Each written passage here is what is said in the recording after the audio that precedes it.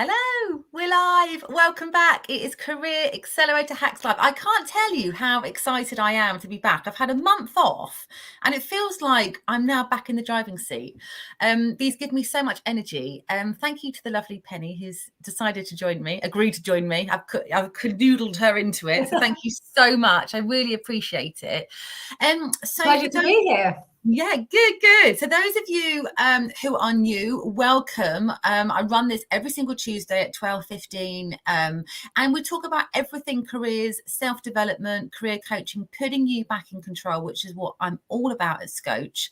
For January, I ran a little mini series called Putting You Back in Control of Your Career, which is just like 20 little bite-sized videos that I kind of put up every single day.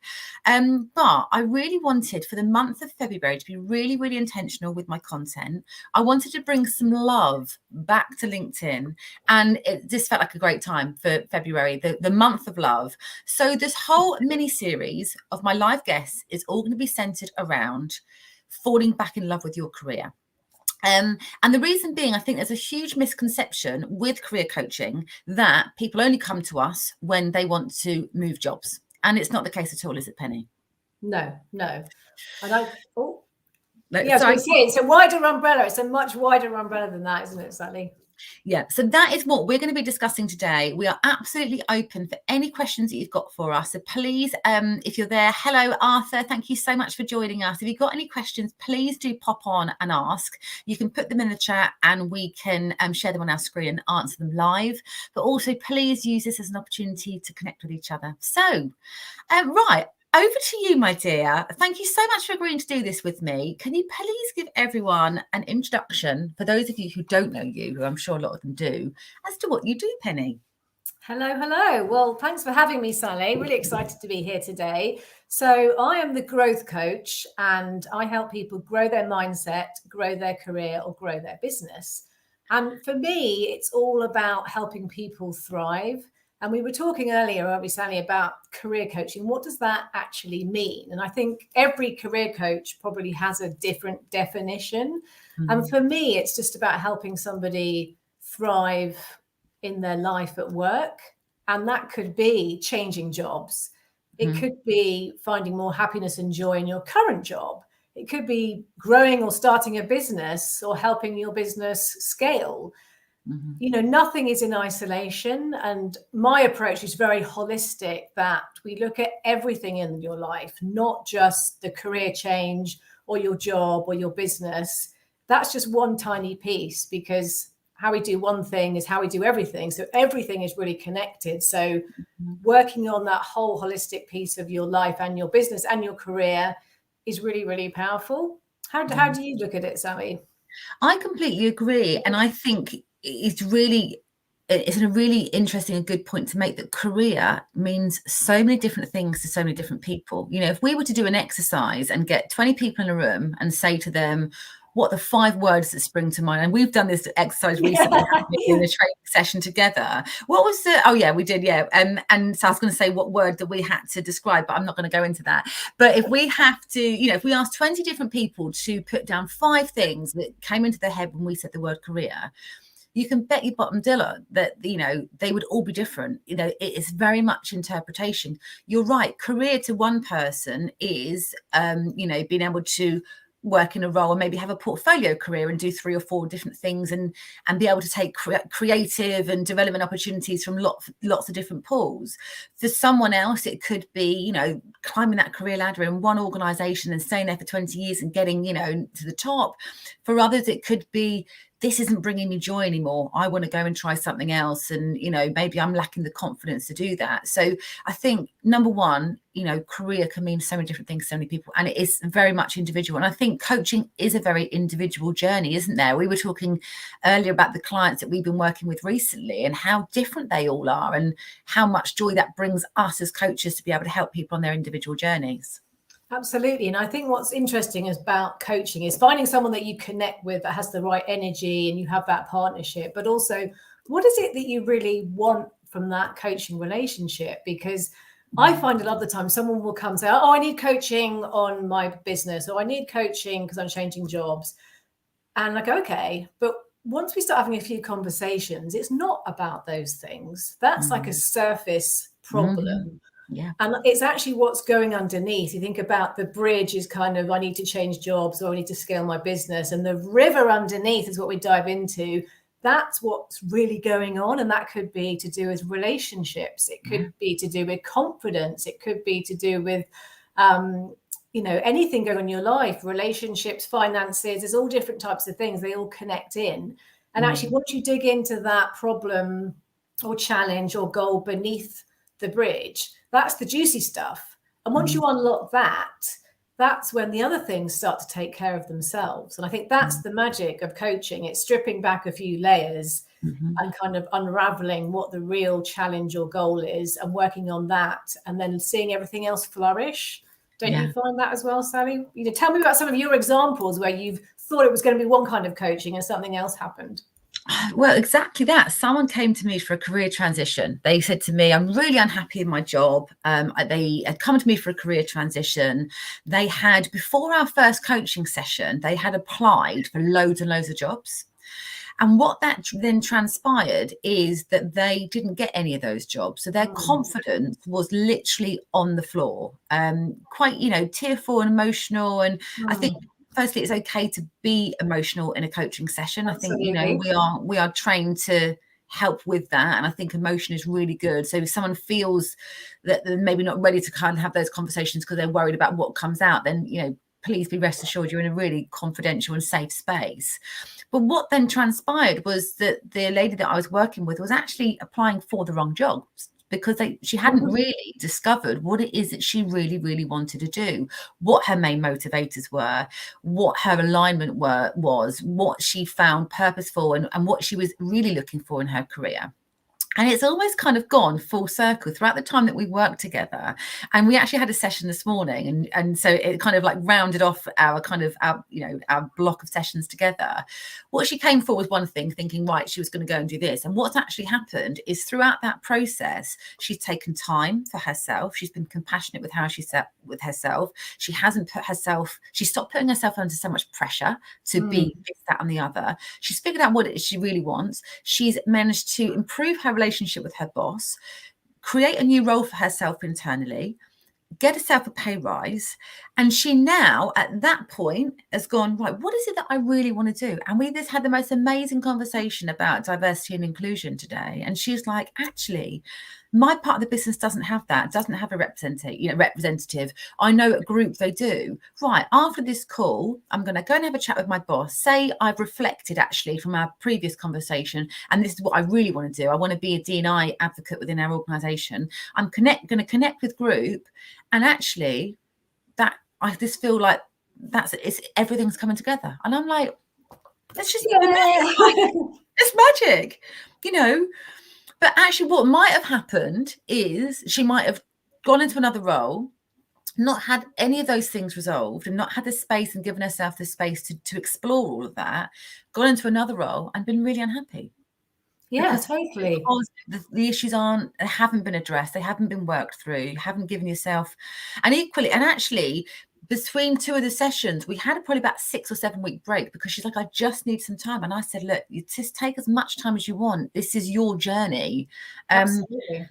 But that gives me life. Genuinely, that gives me life. As someone at the end of something to say, this is the impact it's had, I think is why I'm in coaching, why I love it so much. Yeah, absolutely. For me, it's that impact in any tiny shift to a massive shift. Just seeing that change in somebody gives me joy. They can change direction and go down a happier path. And that can be anything. I was working with somebody who was running their own business, and they came to grow and scale their business, but all we talked about was their relationships. It ended up being relationship coaching and a bit about their business, because that's what unconsciously is what they needed help with. And towards the end of the coaching, we made a decision. Well, he made the decision with my support that he was going to leave his business and become employed again. Wow. And he was so happy, and I was happy because I knew from all the coaching that was the right decision for him. But he'd come to me to grow and scale his business, but actually underneath that wasn't the problem. There was all this other stuff that we unlocked and dealt with and unpicked. And his happier path was being employed. So you kind of don't know what's going to come with coaching. And I think you talked about it being a safe space, a confidential space, and a space to explore things where you can say anything, because as a coach, we're independent. We don't know you. We don't know your friends or your family. So there's no judgment, only curiosity. But when you approach anything with a curious mind, everything becomes much easier. And I often find that when you're looking in as a coach, you can see so much that that person can't see. So you can mirror it back and give them that clarity and that reflection that helps them get that insight. And to me, that is so powerful. Like, it's so clear looking in when you don't know anybody, you don't know their life or their friends. You can ask them that question that makes them go, oh, and have that moment where they have that shift and everything changes. Yeah, absolutely. It is. And hey, Caroline, thank you so much for joining us. I've just seen that you've popped up. On that basis, I think a lot of the clients I work with and a lot of the challenges that stem from feeling of being stuck. And like you said, when you start working through that and asking quite objective questions and giving someone you can see, I mean, I'm an NLP practitioner, so you see the eyes going up and the eyes going this way, but you can see them searching for the answer. That's when the real shift happens, isn't it? Because, and what I truly believe in is I am the facilitator. So I haven't got the answers. They've got the answers. It's just the questioning, the root, absolutely having an objective view on something. What I love is that all the clients I've worked with, they've all had it within them. They've got the self-confidence, they've got the self-belief, they've got the answers. They just need someone to ask them the right questions. Yeah, and the power of a powerful question. And sometimes it can be just a question that even as a coach is unexpected to ask somebody, that they have that shift from being asked that question. If you've never been asked a question or different questions and the different techniques that we use, then how would you know to think in that way or find that answer? Because no one's ever asked you, and you certainly haven't asked yourself. And I think when you talk about, Sally, people being stuck, we all get stuck. I was stuck yesterday. I even wrote a post about it on LinkedIn. I became the client in some ways because I was stuck and it was murky, it was cloudy, I didn't know which direction to go in. I was able to self-coach myself and, speak to a couple of friends to kind of find that hook. And there was no eureka moment. I didn't go, hallelujah, here's all the answers in front of me. But there was a shift in my thinking and I found a step forward. And sometimes in coaching, that's all it is. It's one step after the other. Yes, let's have a goal. But what is it that we can do now? What can we bring into the present moment to move forward with that baby step? Yeah, absolutely. Yeah, you find that you're doing that with your clients as well, Sally, like the baby steps rather than the big goals, or a mixture of both. Yeah, it is, because I think sometimes the end goal can feel so overwhelming and it can feel so out of reach. And I think, I'm a huge fan of like the, Atomic Habits and, just making these tiny little changes that feel more achievable. I love the phrase, I feel like it's giving my future self a gift. So, when we first started our kind of LinkedIn journey together and we were out there posting and we were like, oh, no one's engaging. And, and then I became really attached to that. I really get really attached to that kind of validation. Then I thought, it's not about that. I'm not putting this content out for validation. I'm putting this content out to help other people. And when I made that mindset shift, I then started thinking, right, well, I'm just going to show up when I want to show up. I'm going to say the things I want to say when I want to say them. And with the view that everything I say is valuable, of value to someone else. And then I just thought, every time I do that, it's a gift to my future self. Because because actually my end goal is to help people. And that's the gift. If I get a message, sometimes I get a message like 4 months later and someone said, oh, I saw your post and it's made me do this and, everything's great because of it. And I'm like, that's the gift, isn't it? That's the gift to my future self. And so, so always, I think you've always got to have your own back. But I think my advice would be, if you're setting a goal, really figure out what is it you're really trying to achieve. and then be really intentional, even if it's the smallest thing, even if it's waking up on a Monday morning and going, right, today I'm going to go into the office and not complain, be really intentional about what it is that you're trying to do. Yeah, I agree. And I think also, whatever you're setting yourself up for, it's best to make those little steps, or you're setting that intention of something that's super, super easy, that there's no way you cannot follow through with it. So it could be have an extra glass of water a day, or, make your bed, or, give yourself 10 minutes to moan about something at work, like you were saying, and then you're not allowed to talk about moaning anymore. Or if you want to, I had somebody who wanted to get back into exercise. Again, they come to me for career coaching and we're talking about how to make them healthier and exercising. So I said to them, right, they had an exercise bike. And I said, all I want you to do between now and our next session is sit on that bike for 2 minutes every day. He thought I was totally balmy. And then, of course, what happened, as soon as he sat on the bike, he started to pedal a bit. And so by the next time I saw him, he'd started using the exercise bike, but I hadn't set him up to do that. I'd made it so simple that all he had to do was sit on the bike. And so then we built up from there. So, moving yourself forward doesn't need to be giant leaps. It really can be something tiny. And I think that's what I love sometimes in coaching, is setting people the homework or the actions and saying, look, we're going to set you up for success, whether it's in career coaching or business coaching. But this is the tiny, tiny steps I want you to take, because if they're so easy, you will do them, and that's moving you forward. And then if you just keep moving forward a tiny bit consistently, the big goal takes care of itself. It does. And I think as well, if you do achieve the little goals, it gives you so much more confidence, doesn't it? To think, it is, again, it's that kind of compound interest. It is. Yeah, it's really, really valuable. Caroline said, enabling, so talking about questioning, enabling them and empowering them through the process and the right questions. That is your gift as coaches. That's what, the gift of coaching is, even for us as coaches, to kind of, witness someone going through that change. And I think it's probably at this point worth mentioning that we love to be coached as well, don't we? We do some work together for a company called Centered Excellence, and we are peers, and we just, love that lifelong learning, don't we?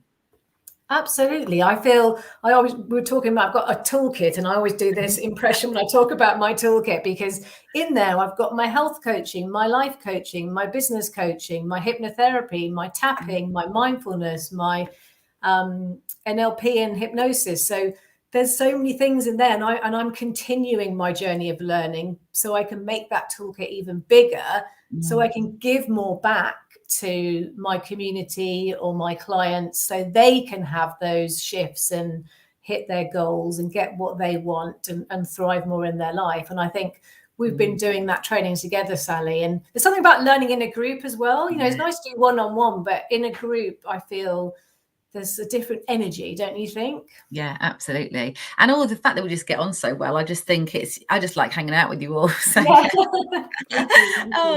we have got a question. I'm going to pop it up on the screen. So the question is from the LinkedIn user. I don't know who you are. You're anonymous, but thank you so much for joining us. Any tips on how to choose the right coach? Do you want to go first on this, Penny? And I'm happy to. Yeah, I think that's a brilliant question, LinkedIn user. Apparently it's something to do with your settings when you show up like that. So when you're choosing a coach, I think it's about making sure you feel comfortable with that individual. So having a chemistry call or a discovery call or strategy call, whatever your coach might call it, it's really, really important that you feel you can trust them, that you feel safe with them. You do get a gut feeling of, and I feel the same with clients, that connection, and also make sure that what they work on and their experience is in line with what you might need, because every coach has kind of got a different focus. So if you want to, you want career coaching and you go to a relationship coach, that's probably not going to work. So I'd look at their testimonials, I'd look at what they focus on, and I'd definitely get on a phone call with them and see what that connection and energy feels like, and then trust yourself on that feeling as well. What about you, Sally? Yeah, I think absolutely it's all about the chemistry, and I think that's a very much a two-way thing. I've had calls with certain clients who haven't become clients, and I think that's the right thing for both of us. I think, I don't think you necessarily need to know exactly what you want as an end goal, because I think that's the kind of thing that you will explore through your sessions. But yeah, I think going for the right type of coach, you know, because you can have performance coaches, strategy coaches. You can have coaches if you had a business who are very specific to your industry, and you're almost kind of getting them as a mentor and a coach, you know. And this is some of the work that we do within our centered excellence work, because we are recruitment specialists as well. So yeah, absolutely. I think it's do a discovery call. If you don't have the option to do a discovery call or a chemistry call, I maybe wouldn't recommend kind of going down that route. So yeah, it's just important for you to feel comfortable.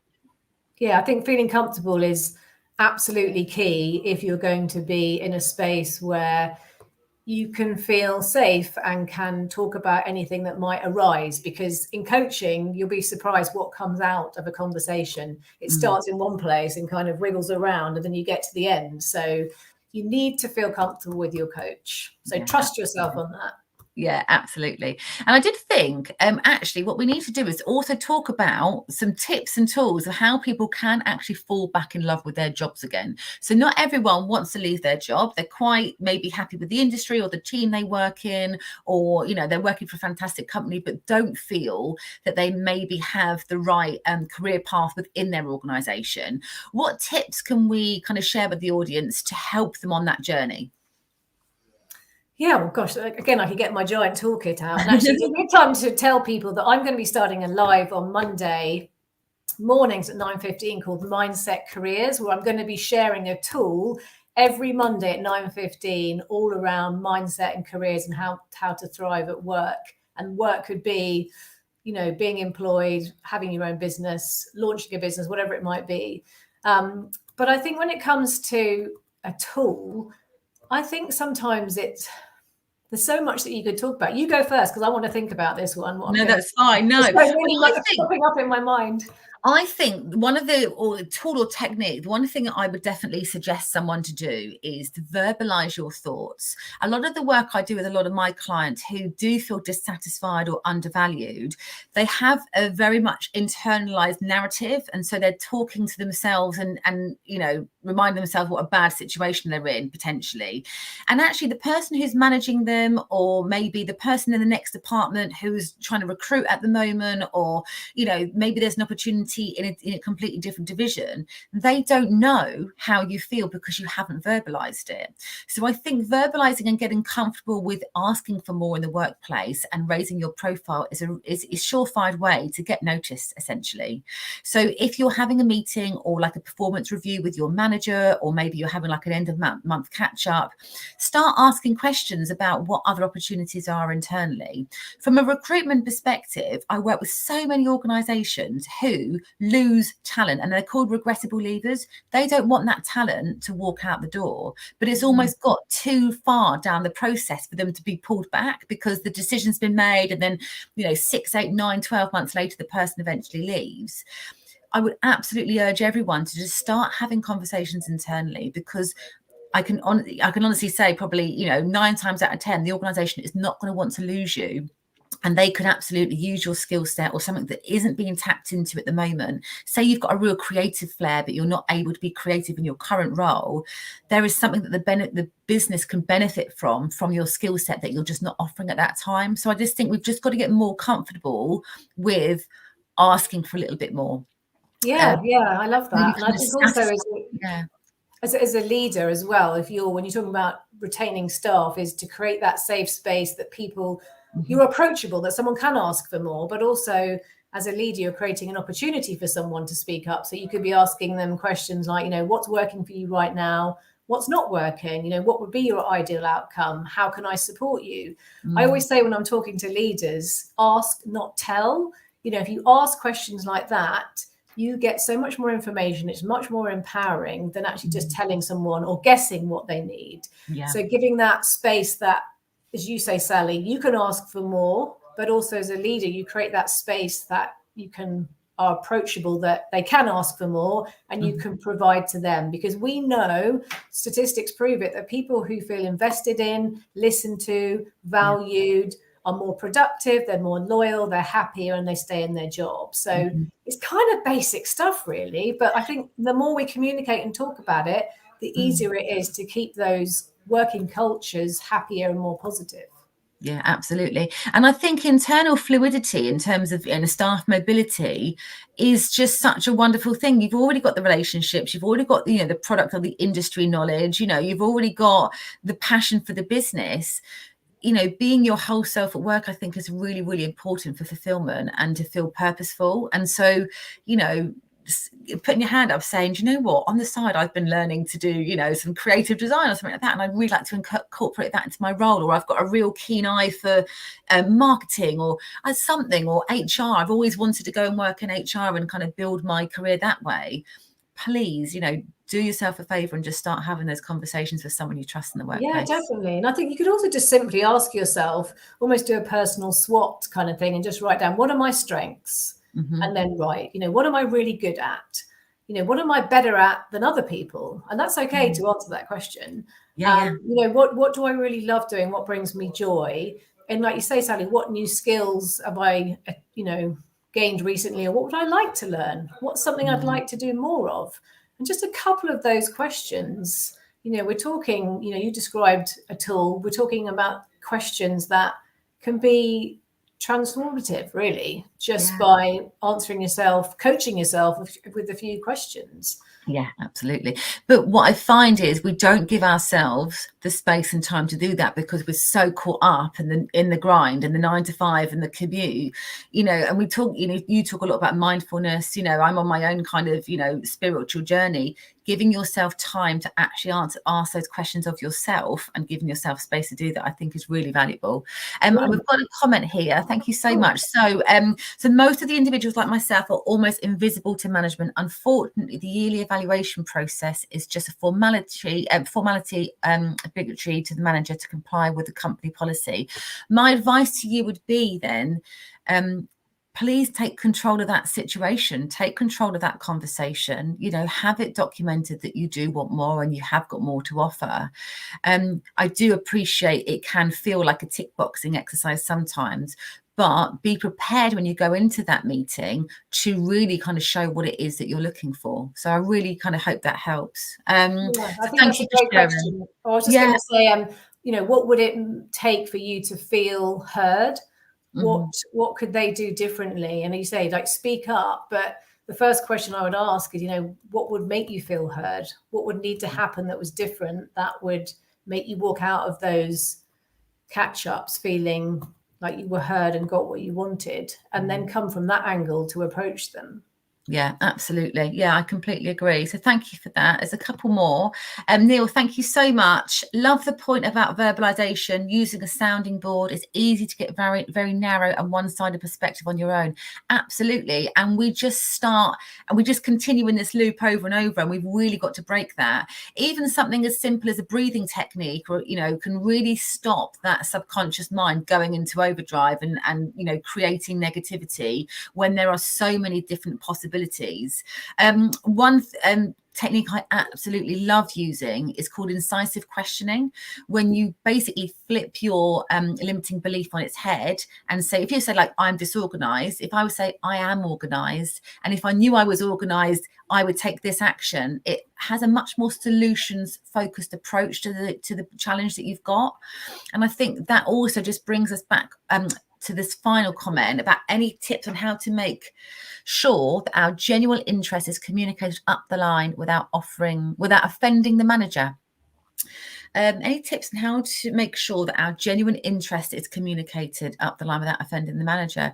I think if you're talking, speaking from the heart and speaking from truth, there's lots of different ways you can communicate without offending anyone. Would you agree, Penny? Yeah, I would also just write down, again, anything going into any kind of meeting. I talk to a lot of people and help them around difficult conversations and conversations with managers and people that they're managing, and I think it's always about getting very, very clear about what you want to get from the meeting. So I'd write down, what is that, the genuine interest communicated, that you can write down exactly what you want. What is the interest that you want to communicate? What is it that you want to get from the meeting? Get really clear on that yourself first, And I promise you that when you then go into that meeting, it's much easier to communicate that verbally, unconsciously and consciously as well. Yeah, absolutely. There's also a fantastic NLP technique that I use so often on my clients, and it's called perceptual positions. So my advice would also be to, when you're role playing this scenario in your head, put yourself in the person's position who you're having a conversation with and see it from their point of view. Because I think that's really, really powerful for us to be able to get out of our own heads and really kind of help us with the communication. What I love about communication, and my kind of, a top tip to communication is, if the person who you're communicating to doesn't understand, that's down to you, your communication, not them. So we need to do everything we can to communicate ourselves, and be true to ourselves. And it doesn't mean you have to be aggressive or angry or, emotional, but just clear communication does cut through. So, we might have to leave it on that note, because I know that you've got a hard stop because you've got a coaching call, as have I. Afternoon coaching is coming up. But yeah, I just wanted to say thank you. So Monday morning, so when you're starting your Monday morning musing, your mindset careers, Monday mindset careers, it's going to be 9:15 this Monday, and I'm going to share, it's going to be 5 or 10 minutes. I will take questions, but the purpose of it is to give and serve and to share a tool each Monday, something that you can use in the working environment that's going to help you thrive. Fantastic. Oh, I'm excited. And thank you for helping me kick off February. It genuinely feels so good to be back. So I'll see you all again next Tuesday for more of the same. And as always, keep in contact via DM. So thank you so much. Thanks, Penny. Thanks for having me. See you later, everyone. Bye. Bye.